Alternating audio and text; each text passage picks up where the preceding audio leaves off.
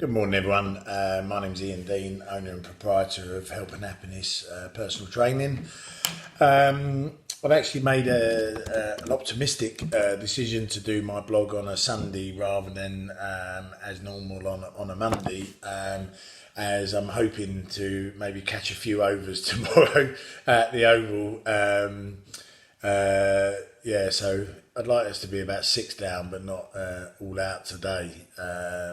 The Aussies, but we've already taken one wicket, so maybe I am being a tad optimistic. So today we're just going to look at some challenges that could actually help you kickstart your drive to be fitter.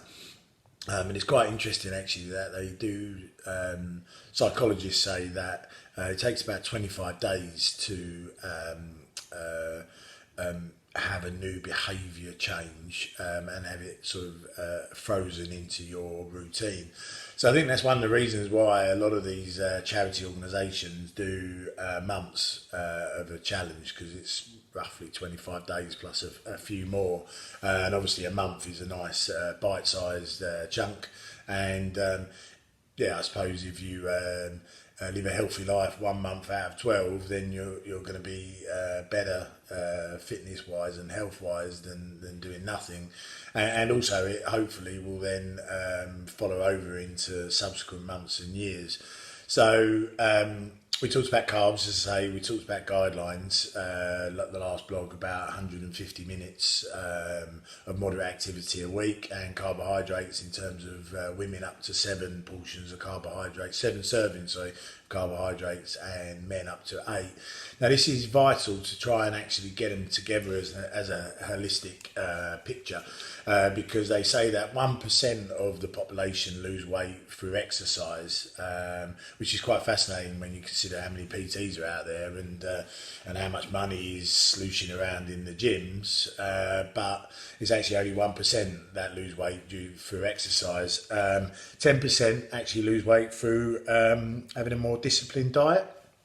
So that leaves 89% of weight loss, which is due to both diet and also exercise, which makes sense. We as an engine, if you looked at us as a machine, if you consume less food and you burn off more calories, then you're going to be more of a chance of having a negative balance a day. And by that I mean you consume more, you burn more than you eat, you will lose weight. That's a simple biometric calculation, I suppose. So looking at challenges, obviously there's some fantastic challenges out there. Quite a lot of them are around the sort of January, February time. Got things like dry months, things like going to the gym, etc.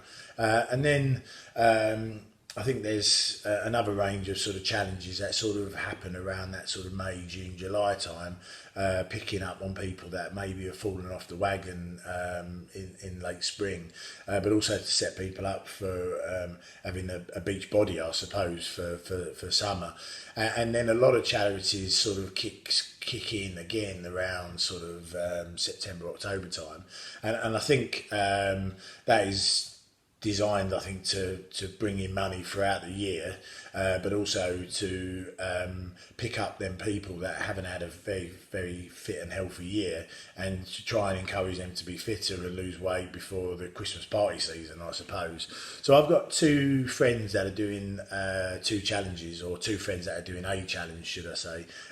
So you've got my West Ham friend, Brian, from the north. He's now living in Glasgow.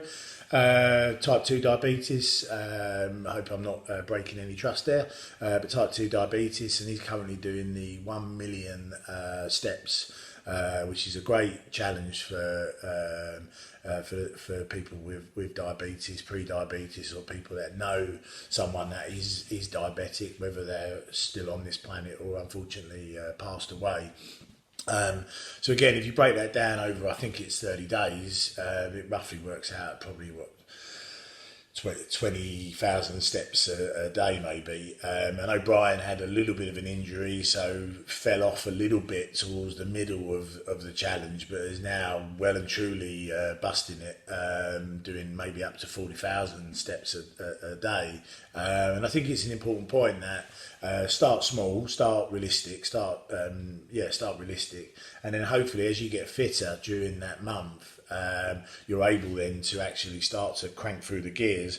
Whereas if you do off the hoof, especially if you haven't got much fitness in your tank, you could potentially get injured, which will then demotivate you. So, as I mentioned in my Gegenpress and also my carbohydrate, and also the one on guidelines, it all comes down to planning.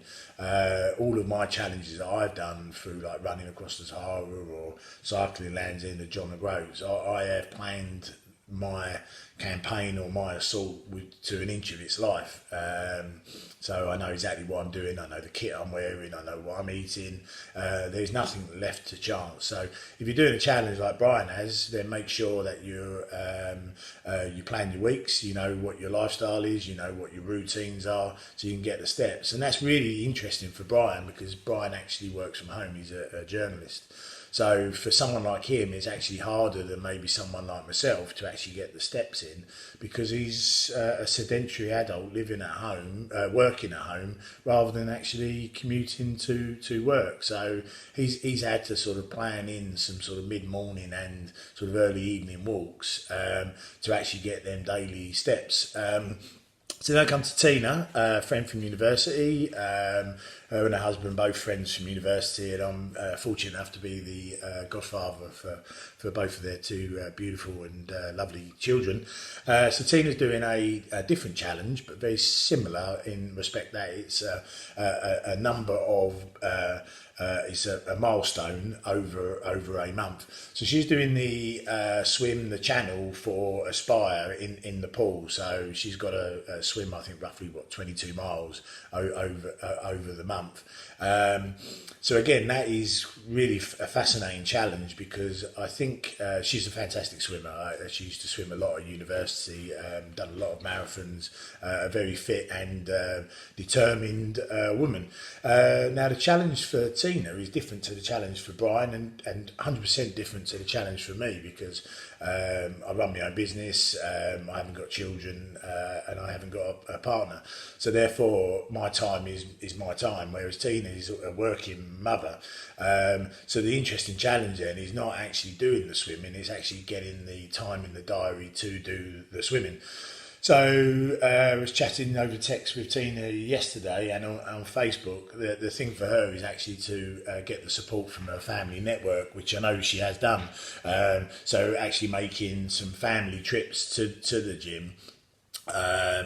And so Martin will go with the boys in maybe the non-laned area and Tina will go in the lanes. So if she goes to the swimming pool maybe 2, potentially 3 times a week, then that will easily mean that she should reach her target. And I'm not saying it's going to be easy. So yeah, they're two fascinating challenges, and obviously you've got other ones. You've got cycling, which is quite popular over the summer. There's a lot of walking ones, whether diabetes or other charities, half marathons, whatever. And I think it's vital to set yourself some of these goals because it pushes the envelope, to use a terrible term, but it pushes your comfort zones, gives you a sense of achievement. It actually then gives you an incentive to be more disciplined. So if you're doing a challenge, you're less likely to maybe drink them extra 3 or 4 pints on a Friday night and maybe have that curry because you know that 2 months down the line, 1 month down the line, you're going to be doing a 10k. So one of my other clients, Fiona Duncan, an old work colleague from TFL, who's a special person to me because she was one of my first clients and actually gave me the motivation to continue in this industry. And also through her, I've actually got a lot of business because I've engaged with Train Fitness and now do some assessments there, looking to do some tutoring. Now she's doing another fascinating challenge. So she's doing a triathlon. but a different type of triathlon. So she actually works for Guy's and Thomas's Hospital. First of all, she's got to do some cycling. I think it's 10k she's got to do.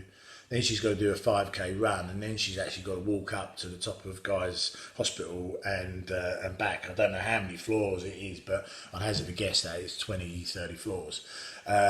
So again, we've been looking at things like cardio, a lot of lower body strength to actually be able to cycle, be able to run, and then after that to have the strength and the endurance to actually climb the floors. And it's really vital. Well, it's really interesting because she's a typical country woman from Cornwall or Devon. I think it's Devon.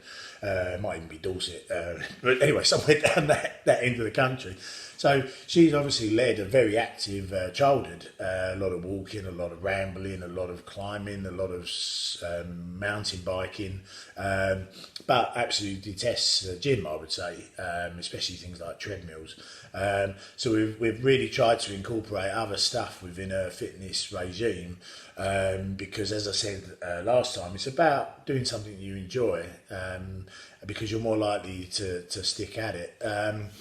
So before I wrap up, one big thing to do or to have in mind is, have a few rewards. Reward yourself, but don't let your reward be the thing that you're trying to be better at. So if nutrition is your issue, then maybe on the 7th day of a week, have a little bit of a relaxed day, but don't go mad, because then it's not actually making a behavioural change.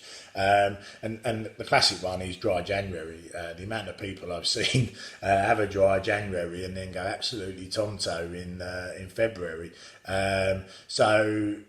Just have some rewards. So like Brian, he's on his million steps. He's now at say 800,000. He's going to come down and watch West Ham next weekend. That's a great landmark and a great reward for him. And maybe Tina and Martin might go out on a meal when she's halfway through her challenge. But you just want to make sure it's constructive. So that's enough for today. Hopefully this is building a picture in your mind that you need to look at not only your fitness and not only your nutrition, but actually they all play a part. It's a double-edged sword. Because the thing to take out of this is 89% of people lose weight because of greater discipline on nutrition and more exercise. So have a look towards the end of this year, and when you start sitting down to plan 2020. I'm not a great fan of resolutions per se, but set yourself a little goal next year, like couch to 5k, 5k to 10k. If you don't happy to do a 10k, maybe look at a half marathon. If you like cycling, maybe do the Stroke Association sort of 5 bridges, I think it is, across London. Yes, there's so many challenges out there, and it will be very rewarding, because not only will you get your health benefits, you will have that sense of achievement, but also you'll be raising money for some fantastic charities which will benefit other people. So that's enough for me today. I'm going to go back and watch the cricket. Hopefully we take 6 wickets, but not 10. My name's Ian Dean. I'm the owner and proprietor of Health and Happiness. Enjoy your day. Have a lovely day. It is beautiful sunshine in Barking and Dagenham, so I hope it's sunny where you are in the world. Have a lovely day. Bye.